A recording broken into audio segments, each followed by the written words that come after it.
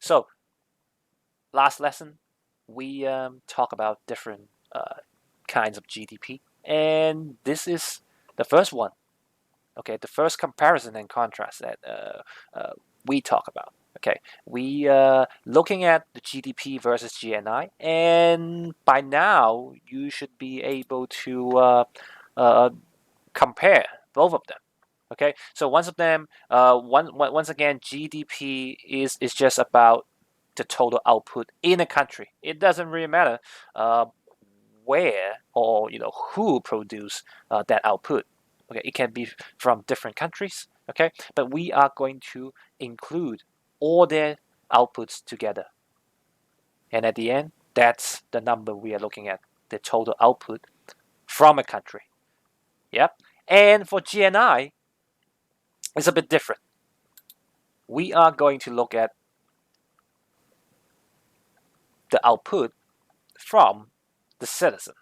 Okay, the citizen, right? So here, in this case, we are going to look at the income from the citizens in the US, okay, around the globe. So that's GNI.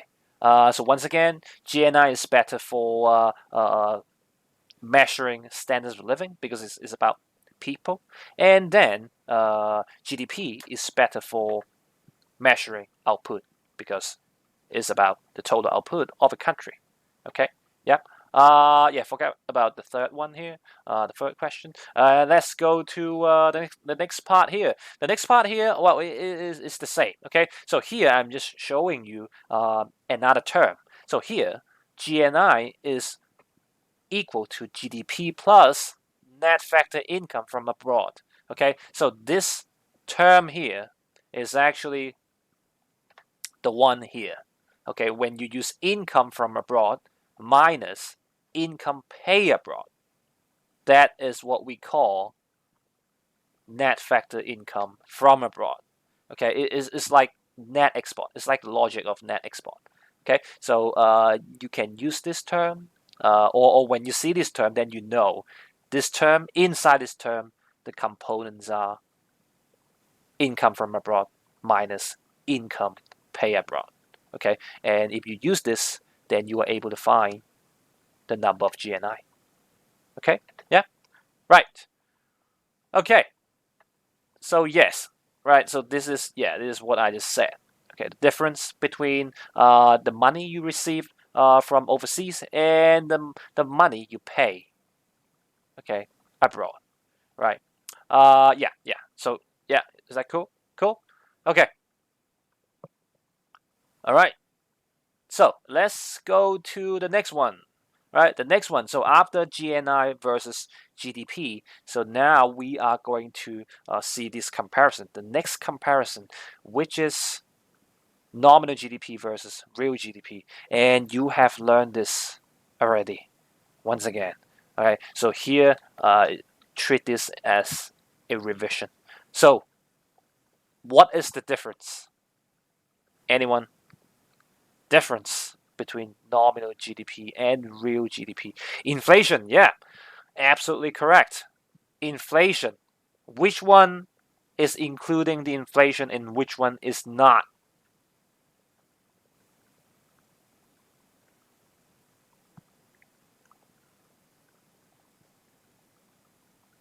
Oh, Leo, nominal includes, yeah, nominal GDP includes inflation, and real GDP will not include inflation. And that's why, yeah. And that's why when you trying to see the GDP, it's way better to look at real GDP. Yeah, because sometimes when the number is going up, it's not because you have more output. It's because the inflation is getting higher.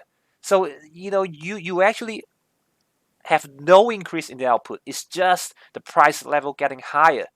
So that is the problem from nominal GDP. Okay, and real GDP we exclude that element there. So it will give you a more accurate answer. So yeah, so once again, so this is the definition, you can say. Nominal GDP we are using the current market prices. And that's why if you're using the current market prices, there are inflations inside those current market prices. And for GDP, we are going to find a constant price and then we use it for calculation. Okay, so that way things will be constant because we are using one price level as a benchmark. Okay, so that one here is more accurate. It's more accurate. Okay, yeah, it's more accurate. Right. Yeah, yeah. So this is what I have just said. Okay, yeah. And this one here, this is a very good video. Okay, I suggest you. Well, let's make it a homework. Okay, so this is one of your homework. So homework. Uh, After you finish this, go to watch this video. This video is very good. It will give you more insights about the relationship between nominal GDP and real GDP. Okay, so it is for better understanding. Yep. So is a very good video. So do watch it. Watch it. All right. Yeah, let's make it a homework. Yeah, watch it. Okay. So let's move on. And then because now we know the difference is all about price level, and we are going to calculate the price level very soon. Okay, later in the later chapter when we are talking about inflation, of course. Yeah, and for IB, we are going to learn one more method to calculate the price index. Okay, so before we learn about CPI or what they call RPI. Okay, and for IB, for XL students, you are going to have to learn this what we call GDP deflator as well. Okay, so at the end, it's just trying to calculate the price level. Okay, and it is very simple math. Okay, very simple. Yeah, so don't worry about this, and we are going to learn this after we have finished theory of firms, second part. Okay, yeah, so that's all for this part. Yep, and here let's make it as a homework as well because I think it takes some time to do research for this question. Okay, so let's make this as a homework. Okay, so you just have to compare the nominal GDP and real GDP of Hong Kong in 2016, and then try to find out the inflation rate of Hong Kong in 2016. And if you put all those pieces of information together, are you able to prove the difference between nominal GDP and real GDP is the inflation? Okay, yep, so you are going to prove that. This is what I would say. You just have to use your Google document to finish this homework. So this research, it shouldn't take you a very long time to finish this. So yeah, just, yeah, treat this as a homework. Okay, yeah, very small homework. Yeah, okay, so yeah, right. Okay, right. And yeah, that's all for the second one. Right. So now we have done GNI versus GDP, and we have done real GDP versus nominal GDP. And then this is the last one that we are going to compare based on GDP, and which is total GDP versus GDP per capita. Okay, so yeah, you have learned this, and just trying to refresh your memory. And you here, I have a very simple example, right? Let's say 11B have $1,000 for the Christmas party, and 11A only have 800. So can we say the students in 11B are better off? Can we say that? Can we say that statement? No. Why not? Why not? What else should we look at? Yeah, the number of students. Right, Leo and Michelle. Right, right.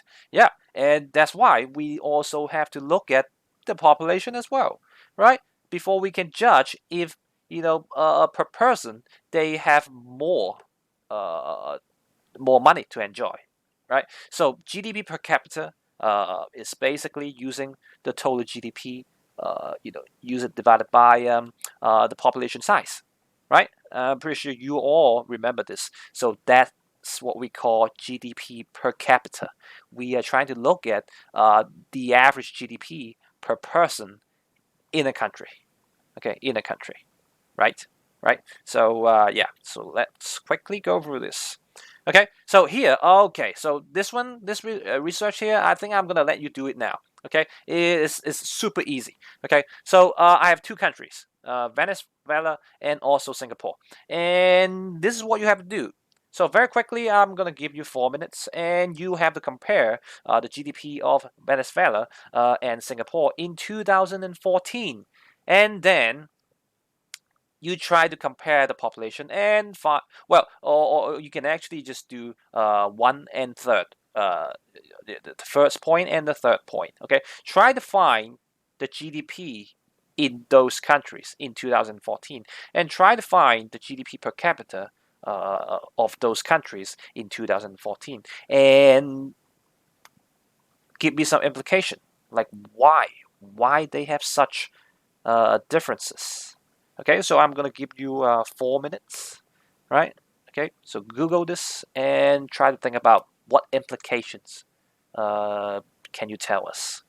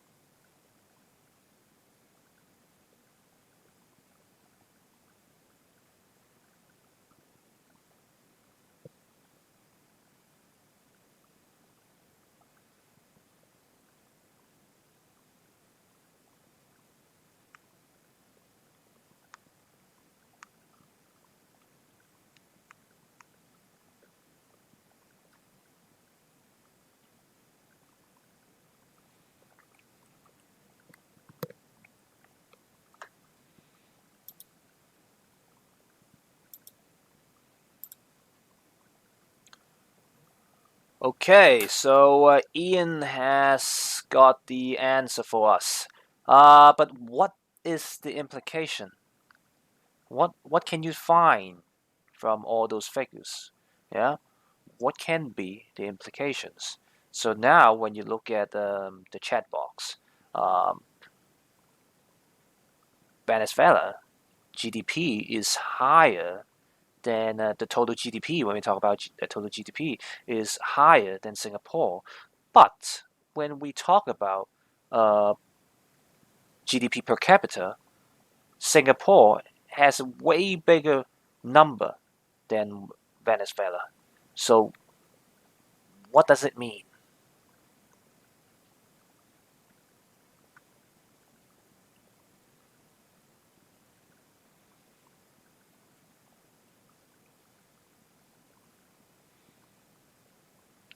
So, so Leo or anyone else, can you prove if in 2014, Venezuela is actually having more population than Singapore?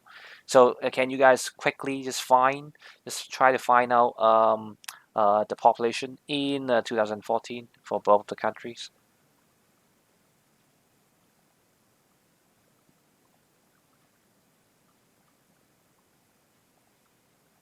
Oh, okay, okay, okay, okay. So yeah, so that proves it, right? Why? Okay, why the GDP per capita in Venezuela is much smaller than what they have in Singapore. And also, well, there are so many other reasons. Okay, so do you know what is the major uh, business? Okay, major industry for Venezuela? Yeah, oil, right? And yeah, so this is the only thing that they do. Okay, and for Singapore, they have so many other expertise. Okay, and therefore the people in general they are more skillful. And if that's the case, then you can imagine they are more able to earn higher incomes in average than people in Venezuela. Okay, and at the end, this might be the outcome. Okay, this shows all these implications just from the numbers. Okay, so yeah, so when you look at the numbers, you can actually tell a story between the countries. Okay, so this is what the economists they always do when they are trying to compare different indicators, from different countries. Okay, yeah, right. All right. So yeah, so that's good. Good job. And let's move on. So after we have learned all three, comparison and contrast. Okay. So here you can see the summary. Right. So this is the summary, and we are going to move on to the next part. And the next part here, which is the limitation. Okay, so for limitation, yeah, so it's basically this chapter is a revision chapter. Yeah, the limitation, pretty sure you have learned some of them already, and we can actually summarize the limitations of GDP or GNI, this kind of indicator, into two categories.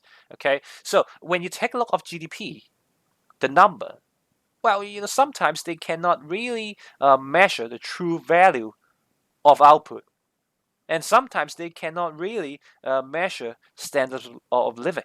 Okay, so we are going to go to the first part first. Okay, so why do you still remember why it may not be able to measure the true value of the output? Why? What are the reasons why it may not be able to measure the true value of output? Oh, black market. Okay, that's good. Yeah, black market. Anything else? Come on, come on, keep going.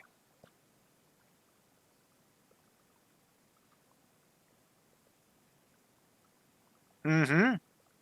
Okay. Right. But they may not be the most direct answer. Okay. Yeah. But when you talk about black market, yeah, yeah, for sure. Um, yeah, yeah. So, Leo, that is something similar to the black market. We have so many different terms for that. Yeah. Anything else?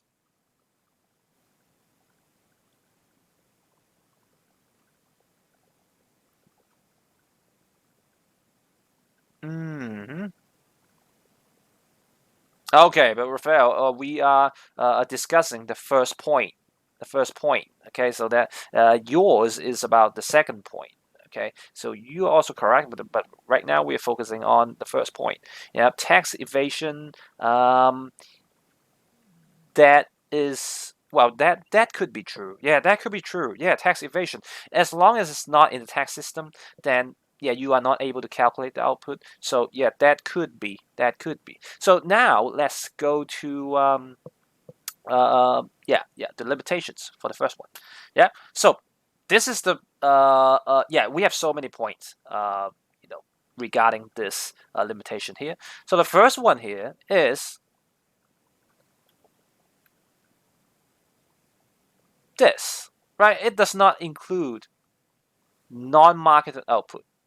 Okay, so the output that is not trade, okay, is not traded. Okay, because you think about this, if you need to put that output into GDP, you have to trade that output with some people. And if that's the problem, if that is the problem, then, well, I'm not saying the problem. If that is the issue, okay, then the non-marketed output, they will not be able,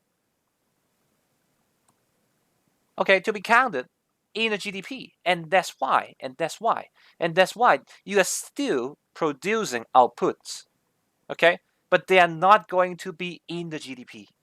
Right? Like fixing your own house, growing your own food. Yeah, you see here, you are producing output. But the thing is, they are not going to be counted in the figure. And at the end, yeah, your true value of output will be underestimated because of that. Okay? Yeah. So this is one reason. Okay, so there's one reason. And you will see this very often in some developing countries. Okay.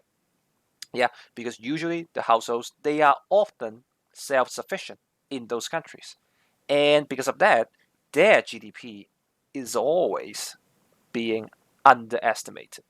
Okay, always being underestimated. Right.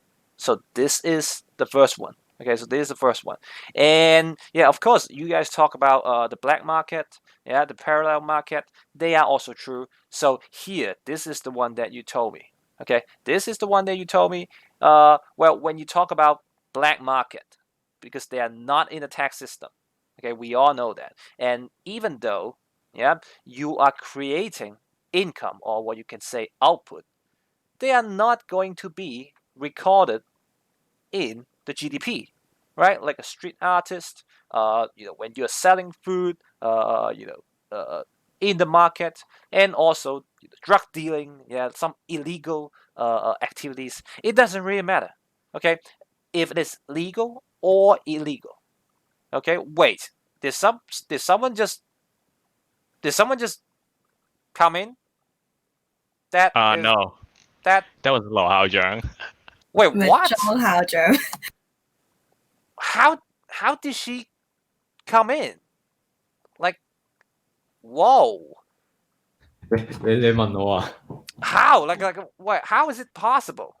Like hacks how did she how did she get that link? Wow. And whoa. This is, I mean, okay, I guess we have some spies here. Sharing the link to P Lao or to P Chong. Come on, guys. I mean, how dare you betray me? Okay, yeah. Well, anyways, yeah. Okay, so go back to yeah, just go back to the lesson here. Yeah, and that's why we call that underground market or black market or informal market or parallel markets. They are all the same. They are all the same, right? When you, okay, the activities, they cannot be counted in the system, then the value will be underestimated, right? Okay, so just like this. Okay, yeah. So yeah, here they are not being counted and therefore underestimated, right? Yep. Okay. All right. So the third one here, right? Once again, you have learned this already, okay? Because even though sometimes when you have GDP, when you have economic growth, there are some side effects. Okay, when you have economic growth, you have to give up something. You have to give up something, and which is your environment, or maybe some natural resources, right? So because when you are trying to grow your country, when you're trying to make more outputs, Yeah, you need to use more resources, such as natural resources. And when you're trying to produce more, when you're trying to manufacture more products, you have to make more pollution. Okay, so that is bad, even though your output number is increasing. But when you think about the true value of the output, it's actually not that much. Okay, because you have so many side effects along with the economic growth. Okay, so that is also one of the reasons. Okay, so the negative externalities, right? And yeah, and those costs are not reflected in those indicators. Okay, right? Okay, yep. So yeah, okay, okay, right. Um, and also, right, when your country is growing, I'm pretty sure there will be some technological advances over time, and at the end, people they are able to enjoy better quality of goods and services. And yeah, of course, when you have better technology, then you can supply more with a lower price, right? But that one here, they are not reflected in the GDP or GNI.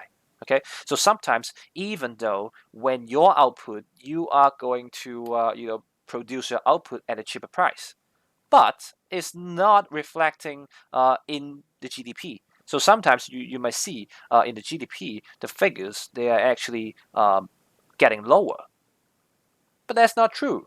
Okay, that is just because the technology is getting way better, and then the cost of the production is getting cheaper.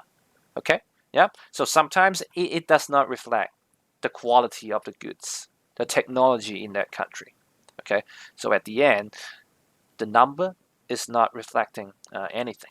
Okay, so we're just gonna quickly go through all the points here because they are very straightforward. Yeah. Okay, so here, yeah, we talk about quality and efficiency improvement. Okay.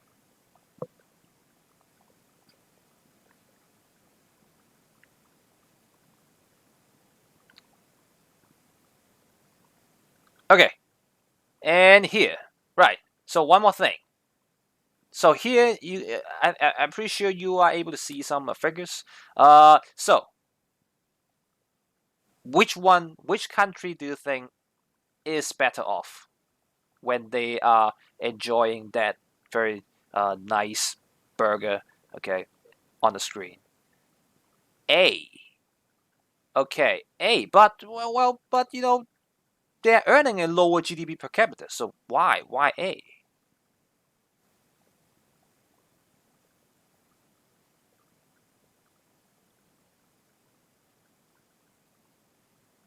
I mean, then why B?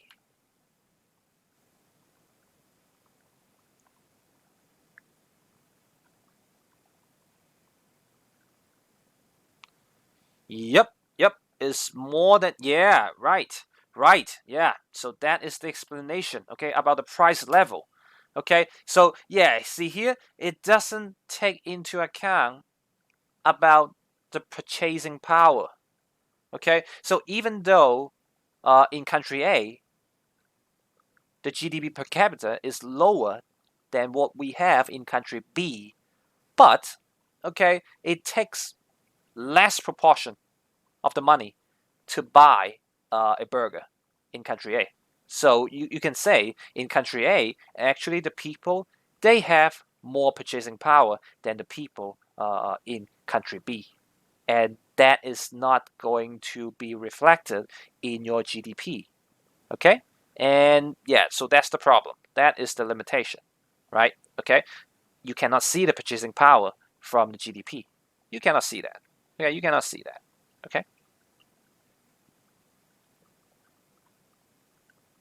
Yeah, because you can see sometimes in different countries they have different situations. Okay, it may not be mainly because of the inflation. Yeah, it may be it's just because of the development of different countries, and that's why they have different purchasing power. And at the end, okay, you are going to see this. So if you are just looking at a GDP or GNI, you will not be able to see that. Okay, yeah. So that is also one of the limitations why it cannot accurately measure the true value of output. Okay, yeah. So in summary, we have five. Okay, we have five limitations. Okay, yeah. We have five limitations. Why GDP or GNI cannot accurately measure the true value of output. Okay, right? So sometimes you will see this kind of question in your 10-mark questions. Okay, because you can see they are very straightforward. Okay, they are very straightforward, and this will usually appear in your 10-mark questions. Okay, yeah. So you just have to quickly explain. Okay, explain the limitation, why it cannot accurately measure the true value of output. That's all. That's how you can get 10 marks. Sometimes, diagram is not applicable. Okay, in a case like this, right? Okay, but most of the questions they require diagrams, right? So just make sure that you are aware of this, right? Every time when you are working on your answers, always think if there is any diagram that I can draw to explain the question, right? So yeah, so very quickly we go to the second one. The second one here, right? And which is okay. So for the first one here, it may not be able to calculate the true value of the output. But in the second one here, it also cannot accurately measure standards of living. Right? Think about this. So in country A and country B, they all have the same output. But which one do you think has the higher living standard? Which one do you think has the higher living standard? Well, Ryan A. What? How come? Oh yeah, right. Of course it's lit. Yeah. All right. Yeah, you can see, right? We all know the correct answer is B. Okay. Yeah, because when you take a look of A, all that $10,000, we all use that for firepower. Okay, and a little bit of Playboy magazines, and well, maybe a carrot. Okay, so people they are not their well-being. They don't have that very good well-being in country A, but in country B, you have your housing, you have your education, you have your healthcare, you have wow salmon and different fruits and vegetables. Yeah, life is good in country B. Okay, so and in the GDP, it it does not reflect this element here. So this is what we call there's no distinction between the composition of the output. Okay, yeah. So even though when we look at the number, we are not able to judge if they are having a good living standards or not. Okay, yeah. So this is one. Uh, wait, country A use it in school? Wait, what do you mean? Oh, okay. Uh, well, all right, yeah. Let's move on. Let's move on. Okay, yeah. So you can see, right? That's why you cannot use a number to measure standards of living, right? And here, GDP may not be the best indicator to measure standards of living, and we all know that, right? Because we have learned this. HDI may be a better indicator because is more sophisticated, right? They have some other elements being considered as well. Okay, yeah, and we will have to once again learn HDI very soon when we go back to development economics. So make sure you still remember. So let me ask you, do you still remember what are the three elements inside HDI? Education, healthcare, one more. What is it? That belongs to the healthcare. Yeah, and the second one belongs to education. Yeah, GNI, right. The economic factor. Okay, so three of them, right? Education, healthcare, and economic factors, right? Okay, so that one, not GDP, GNI. Okay, GNI. Yeah, GNI. Right. So, well, yeah. So that's good. You still remember something. Okay, so that one you can see is more sophisticated. It's more objective when you're trying to measure standards of living. Of course, there are so many more factors we have to consider, and yeah, we'll talk about it when we get to development economics. Okay, yep. All right, let's move on. Okay, so this is the second one. Yeah, there may be some better indicators, right? Yeah. So you see here, this is the limitation. Can we use GDP or GNI to see the level of education, health, health including life expectancy? Well, we cannot. We cannot see that. Okay. Yeah, we cannot really see that. Okay. Yeah. So, and then we go to the third one. The third one here. Yeah, take a look at this. We have three countries. Okay. Yeah. So, what kind of limitation do you think I'm trying to say in here?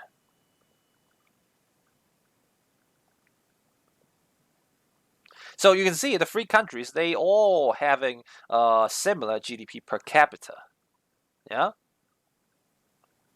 But what am I trying to say here? Why the GDP may not be able to tell us the standards of living? Yeah, income inequality. Yeah, that's good. Distribution of income. Yeah, right, right. Yeah. So exactly. Okay, this is what we are trying to see: the distribution of income or income inequality. So you can see in Nigeria, wow, 80% of the population live on less than $2 a day. 80%. Even though you can see they have similar GDP per capita, but this is this is ridiculous. So 80% of them, wow, they live on less than $2 a day. That is that is not good. Yeah, and in Pakistan, it's getting better. 60% of the population, yeah, still more than a half, yeah, live on less than $2 a day. That is bad. That is bad. Yeah, and if you go to Honduras, well, it's getting better now. Yeah, 33%. Okay, yeah, so you can see different countries. Even though some of them they have very similar GDP, but that doesn't reflect how good the life people are having. Okay, so yeah, this is one of the examples that you can use in the exam as well. Okay, right. So yes, okay, distribution of income. Yes.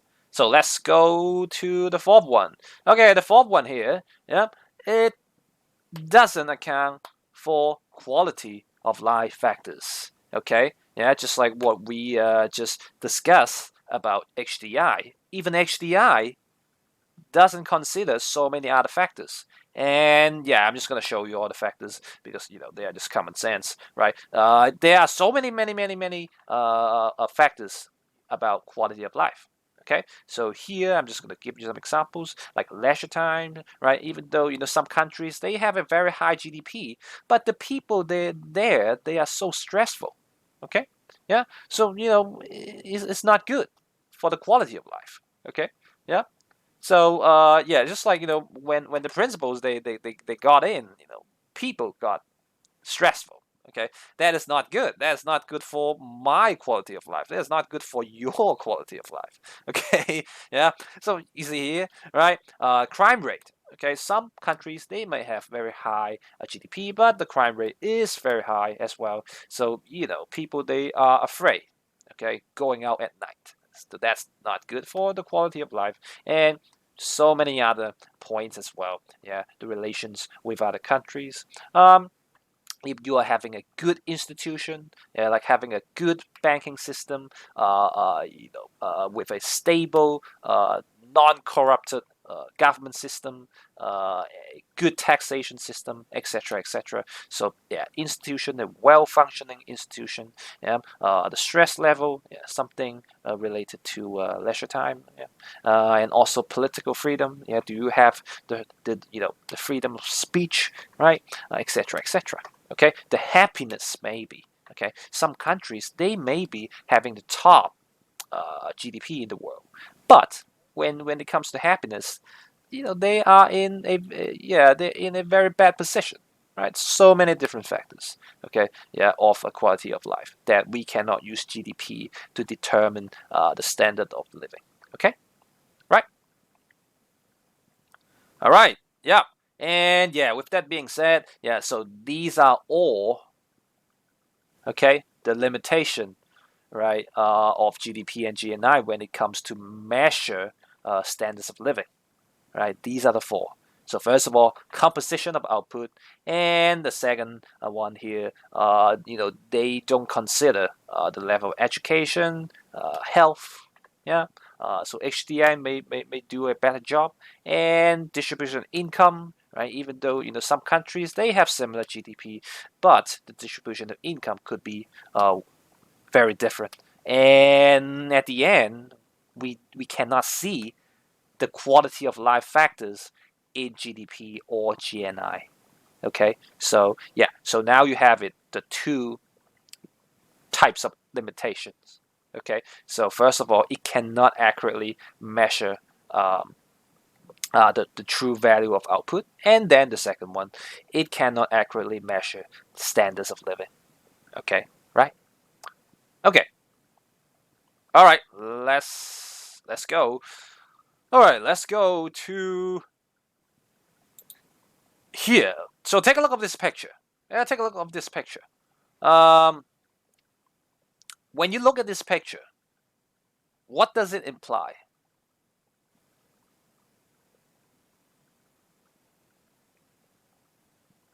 So this family is watching TV, and the TV is showing them some business news. And what does it imply?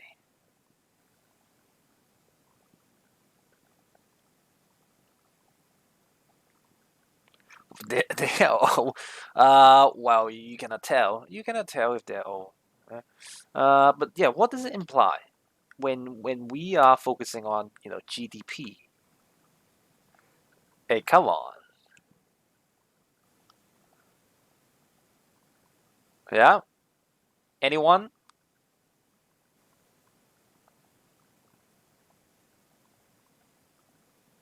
Okay. Yeah, that's good. That's good, Michelle. Yeah, Talia. Yeah. Andric. Yep.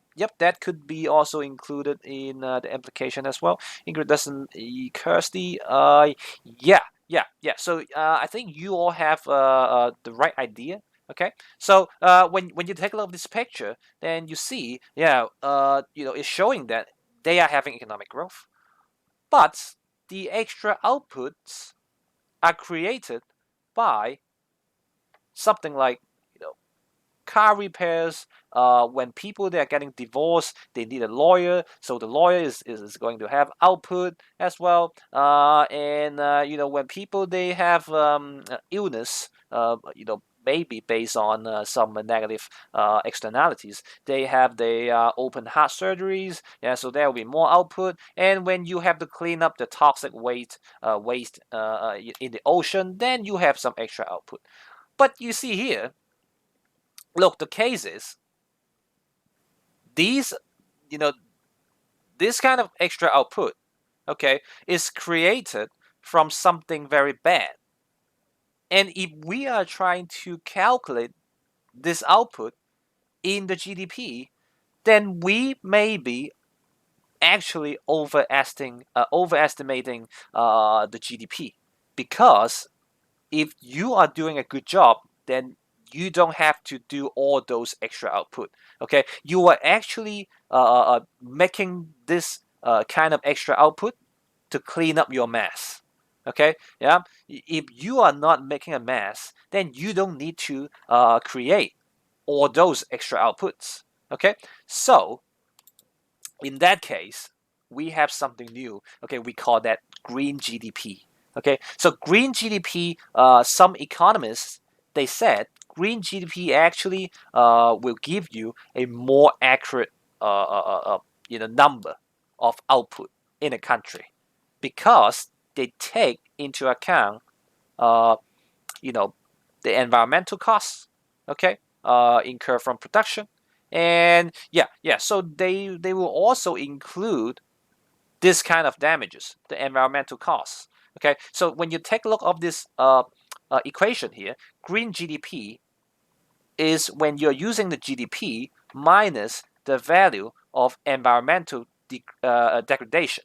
Okay, so yeah, let's say when you have made some air pollution, we are going to try calculating the cost of that air pollution, and then we use it, okay, for the deduction.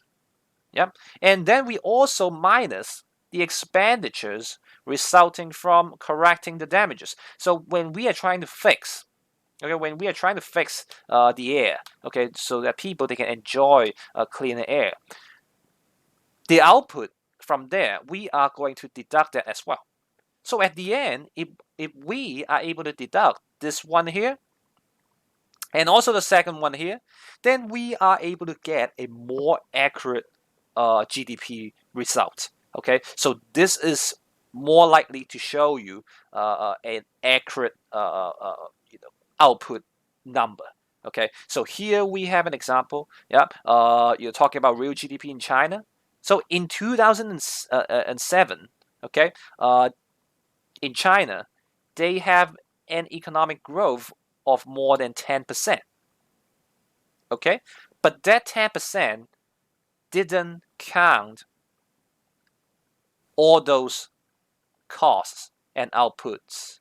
Okay, that one didn't count the value of environmental degradation and also the expenditures from correcting the damages. So if that's the case, they had more than 10% of economic growth in 2007. But if they counted all two elements, okay, and try to find the green GDP, the result is totally different. Yeah? They have an economic growth of close to zero if they try to use, if they try to consider this element and this element as well. So you can see, right? So from here, you can see if you're using green GDP, it will give you a more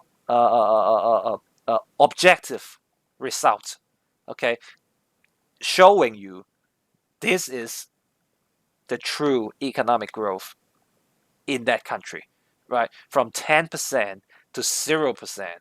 Yeah, when you see 10%, wow, that is amazing. But when you account all those elements, they actually have no improvement at all. Okay, because of all those costs. Okay, so yeah, so that's green GDP. So that's green GDP, and some economists they believe that is we should use this green GDP to measure different countries. Okay, because of the accuracy of the GDP, right? How they can show you the true value of GDP. So if that's the case, yeah, it's more objective, right? Okay, so yeah, so this is all you have to know about green GDP. Okay. Uh, yeah. So we still have 8 minutes. Okay. So can we quickly finish this exercise here? Okay. So we are trying to compare GDP to GDP growth. So the first question here. Okay. So which year was there GDP growth? So I want you to help me identify, okay, the years, right? And the second one, which year was there a decrease in GDP growth? And the third one, which year was there a negative or maybe negative GDP growth? Okay, so yeah.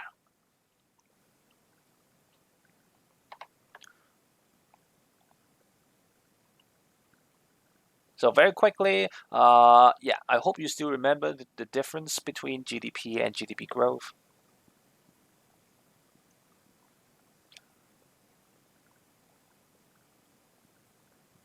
So if it is possible, you can also show me the percentage change, okay, from 2001 and 2005, okay, as well, okay, yeah, like each of the years, each of the year, the percentage change, yeah, and then show me in the chat box.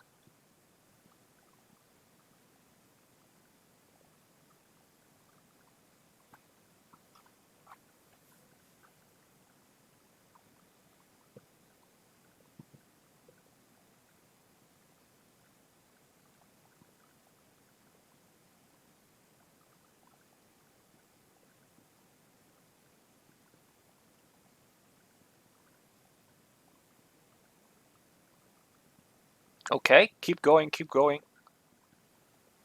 So I want to see the change from each year. And then you answer the three questions.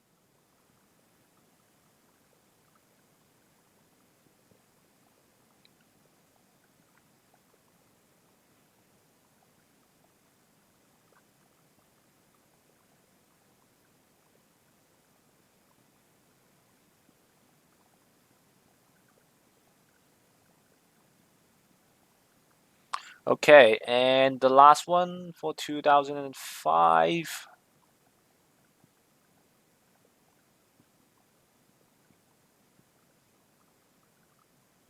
Okay, right.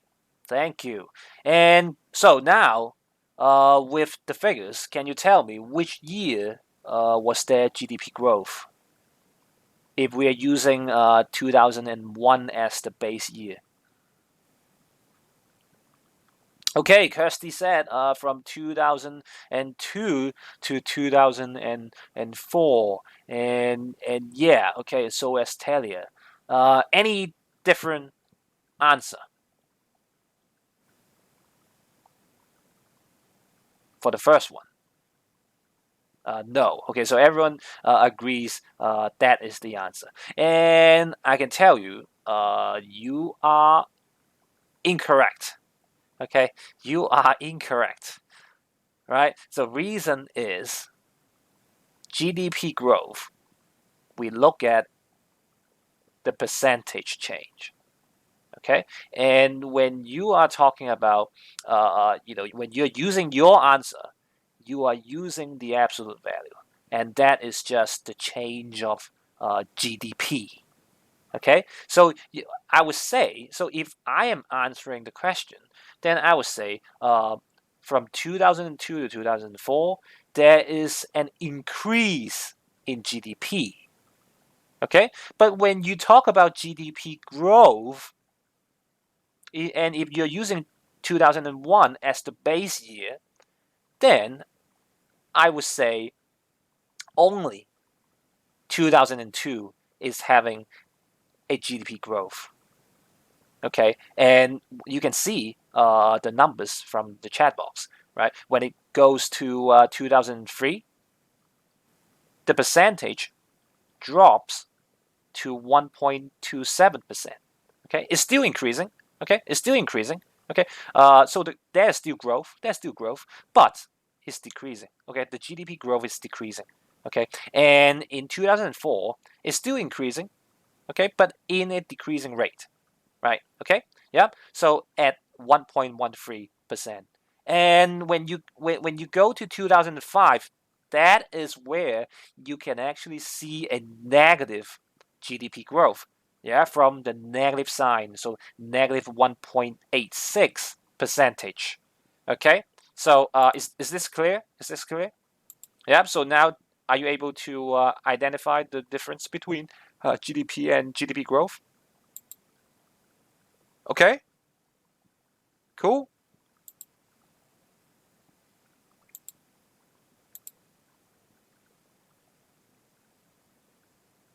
Uh, Andrew, what is it? It is an increase in the increase.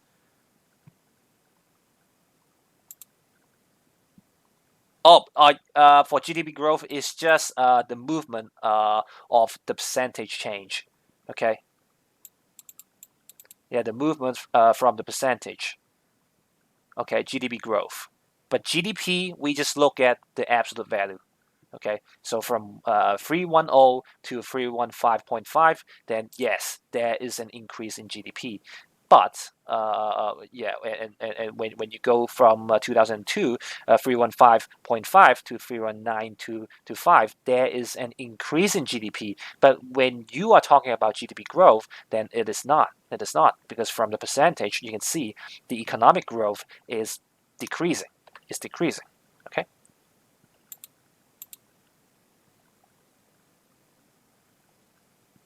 Yeah, yeah, yeah. At least yes, yes, yes. Okay, so yeah, so GDP we look at the change of the absolute value, and for GDP growth we look at the change of the percentage. Okay, the percentage, right, between years.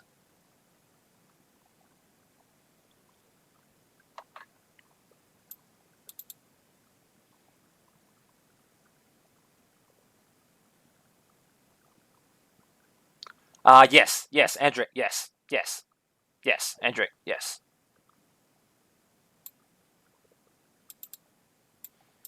Yep. Taylor, yes, yes, yes, yes. You're correct. You're correct. Okay. Yep. So GDP is for absolute value, and GDP growth is for the percentage, right? So put it this way. It's more simple to understand this. Okay, GDP absolute value, and then GDP growth the percentage, and then yeah, and they all look at the change, right? Just one for the absolute value and one for the percentage. Okay. Yeah. Yeah. I think we are going to stop it here, right? So yes. Uh, and wait, did I give you any homework? Let me check it again. Did I? Uh, what was what was it? I forgot. Can you remind me? Like, what did I give you as homework? Oh yeah, the research. The research. Yeah, this one, the research, and then last lesson I gave you something else. I gave you 3 pages of recap questions. So 1, 2, and 3. Okay, no, not this one. Here, yeah, 1, 2, and 3, and then the research question. Yeah, and watch that video. Right. Okay. Yeah. So cool. And yeah. Okay. So you all know what you have to do during the weekend. And oh, Andric, the video is not available. Are you talking about oh, this one? Oh, okay. Yeah, I'm gonna yeah, look into that. Okay, yeah, I'm gonna change the link, and then I'll repost it on Google Classroom. Okay, so yeah, just wait for a while, and then I'll update the slides. Okay, yeah. All right, that's all, guys. Yeah, let's call it a day. All right, yeah.